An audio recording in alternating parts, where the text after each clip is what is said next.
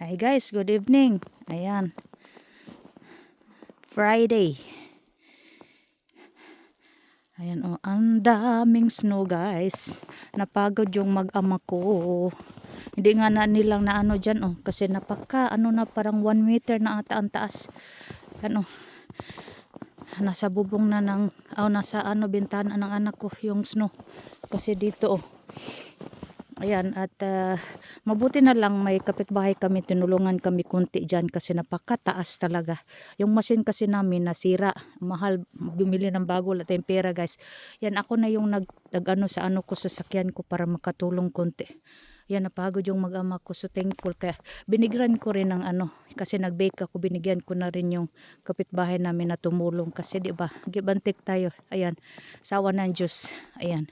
At yun ang wish ko sa lahat guys, yung ano ba, yung good health lang, kasi yung mga dami nating mga pagsubok sa buhay, ipasa Diyos natin ang lahat guys. Tapos bago yung ano, tapos ng ano bagyo, ayan, ang dami pong mga kahoy nga dyan na hindi pa na ano ng may-ari dyan sa kabila. Kasi nga 'di ba, wala kaming electricity dito ng ilang araw. Tapos bumalik siya, tapos ayun, wala na naman. Tapos ngayon final, wala pa siya. Hindi natin alam kung kailan yung electricity namin kasi 'di ba, ang ano, ang daming snow, whole night pa ito at saka bukas. So ayan, at ako na yung nag-ano ng sasakyan ko guys para makatulong sa mag-ama ko. Okay naman yung pakiramdam ko, at finally bukas makatrabaho na ako guys. Trabaho to kay kunti-kunti kasi nga wala na, naubos na yung ipon ko guys, wala na talaga. Tapos yung ayan, hindi kami makapunta sa ano, sa kunti sa labas kasi nga yung mag-walking dito na lang si Sato kasi nga ayaw din niya kasi nga na ano siya, natabunan siya ng snow.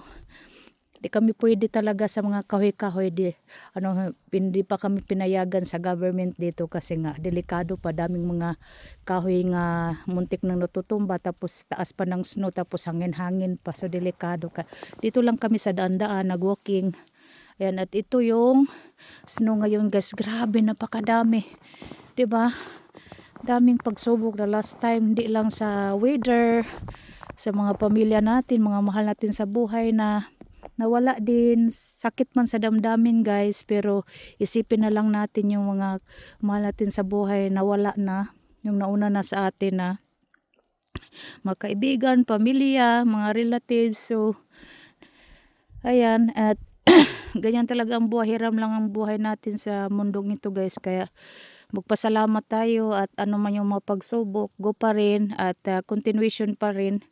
Di ko na lang ano yung pagsubok ko guys, grabe, pero pang maalaala sabi ng ibang mga katrabaho ko nga sa kanyang mga friends ko. So ayan, so ganyan talaga ang buhay, kaya lalaban tayo guys sa hamon ng buhay. Hindi tayo bibigyan ng Panginoon ng mga problema na hindi natin makayang ano, tiisin at saka solusyonan. So ayan.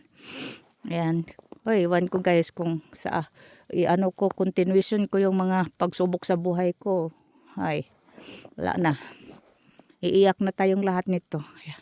Ayan. Napakadaming snow, grabe, after typhoon at daming mga pagsubok sa health. At ayan, bukas na daw nilinisin yung sasakyan niya.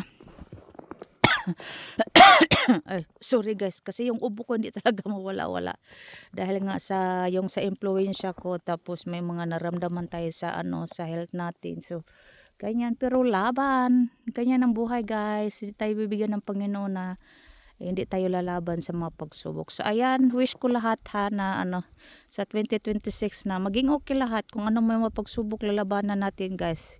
Ganyan talaga ang buhay. So ayan, God bless, and ingat tayong lahat.